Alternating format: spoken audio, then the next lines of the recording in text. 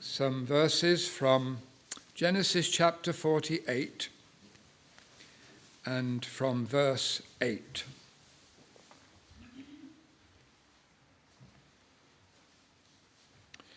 Genesis 48, the 8th verse. And Israel beheld Joseph's sons and said, "Who are these?" And Joseph said unto his father, "They are my sons, whom God hath given me in this place." And he said, "Bring them, I pray thee, unto me, and I will bless them." Now the eyes of Israel were dim for age, so that he could not see. And he brought them near unto him, and he kissed them and embraced them. And Israel said unto Joseph, "I had not thought to see thy face, and lo, God hath showed me also thy seed." And Joseph brought them out from between his knees, and he bowed himself with his face to the earth. And Joseph took them both, Ephraim in his right hand toward Israel's left hand, and Manasseh in his left hand toward Israel's right hand, and brought them near unto him. And Israel stretched out his right hand and laid it upon Ephraim's head, who was the younger, and his left hand upon Manasseh's head, guiding his hands wittingly, for Manasseh was the firstborn.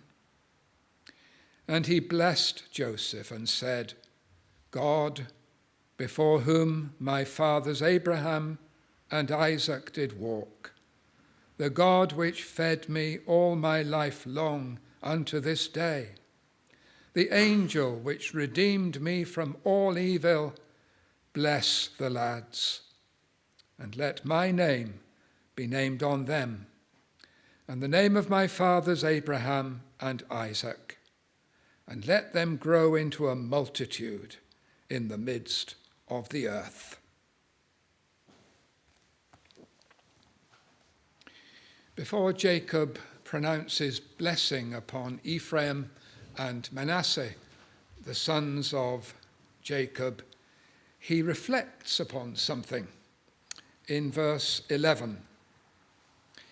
And Israel said unto Joseph, "I had not thought to see thy face, and lo, God hath showed me also thy seed." Meaning, of course, that Jacob had given up Joseph for dead these 13 years. Jacob never expected to see him alive. Yet now, not only does he see him alive, but his two sons as well, his seed, the next generation. Given what has happened here, and what had happened before, it was something he never had expected to see. And it reminds us of something that Luther once said: God works by contraries. And he means that the Lord blesses us through things that at the time seem the opposite of blessing. Jacob could never have imagined that the Lord would bring good out of all that had happened to Joseph. But he had. He never expected to see Joseph alive. Not only does he see him alive, but he sees Ephraim and Manasseh as well. And so we read in 1 Peter 3 verse 9, "But contrariwise, blessing." Seems the opposite, seems it'll never be any other, but God, contrary to that conviction and conclusion, brings forth blessing. It was true, of course, of Joseph himself. In Genesis 50 and verse 20, he says to his brothers concerning what he had, or what they had done to him, "Ye thought evil against me, but God meant it unto good. Contrariwise, you see.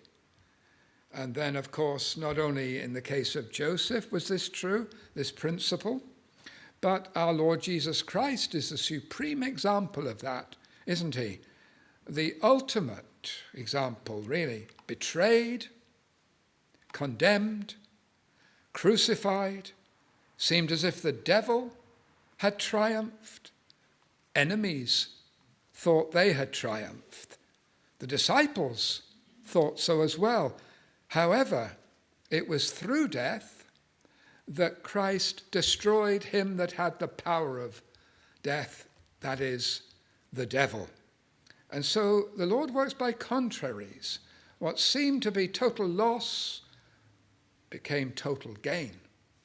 And as John Kent said in two of his lines, here eternal wisdom shines, for Satan works what God designs.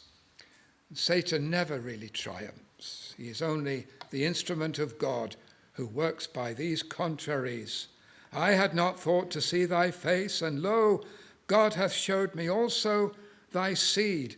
The disciples had never thought to see the face of their master again, but they saw him risen, ascend to heaven, coming by his Spirit, the Comforter, and they saw the spread of the gospel by the power of Christ in his Spirit. And so God works by contraries. Joseph, our Lord, and of course the case of Joseph here. I had not thought to see thy face. Not only have I seen thy face, but thy seed. And we can apply the principle to ourselves as well. I thought, and lo. It's what God thinks. And God works by the very thing that so distresses us. That unconverted relative that seems as if there'll be never any change in that person's life. We think we'll never see them converted. Lo, God can show us not only him or her converted, but bringing up their children in the fear of the Lord. That dry bones situation in a given church, so lifeless, small, no blessing. Yet it can please God in his sovereignty to so change things so that the dear people there think that they'll never see blessing, and lo, God shows them blessing and more blessing than they had thought in the future. How many local churches have been almost written off by others, and yet in the future they have been prospered in the sovereign will and purposes of God. The dry bones situation, and remember the dry bones of Israel was Israel's resurrection through Ezekiel. And those circumstances that look impossible, and we never think to see anything encouraging, and yet like Jacob here, we can be wrong. Lo, God hath showed me thy seed. And so, therefore, we should never speak too soon, should we, about any situation. Thy face, says Jacob. He never imagined that he would see that dear face of Joseph again. And he said as much in Genesis 42, me have ye bereaved of my children, Joseph is not. All these things are against me. But all those things were working for him, weren't they? Working together for good. He not only saw Benjamin and Simeon, but he saw Joseph. And we can conclude too quickly about our situation or a situation. More might be happening than we think. Never leave the God of providence out of our reckoning. The psalmist said, I said in my haste, too quickly concluded that it would be like that, and he had to correct himself. And rather, Isaiah 28 verse 16, he that believeth shall not make haste in speaking too quickly and concluding too soon. And so hope looks for God. I had not thought to see thy face, and lo, God hath showed me also thy seed, Joseph. We should be like Abraham in Romans 4 and verse 18 concerning the promise of Isaac, which seemed impossible, and it seemed that Abraham and Sarah had given up.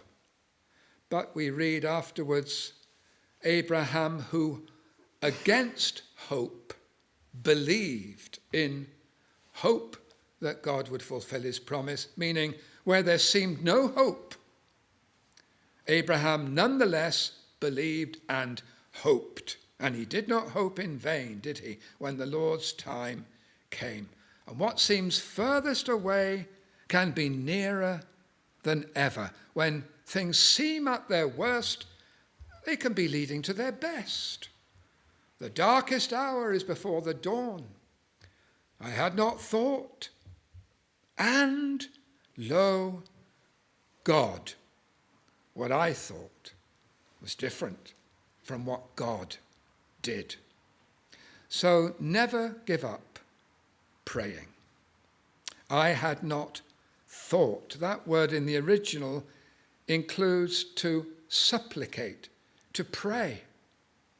I had not prayed because Jacob had given up hope concerning Joseph. He had the evidence, apparently, of the coat of many colours, torn in pieces, blood-stained, concluding that was the fate of his favourite son. He hadn't prayed, there was no point, and yet the Lord was better to him than his prayerlessness, than his hopelessness. And how often this is the case. And how much more surely it will be for us if we never stop praying concerning the particular blessing that we hope for. Never conclude it won't come.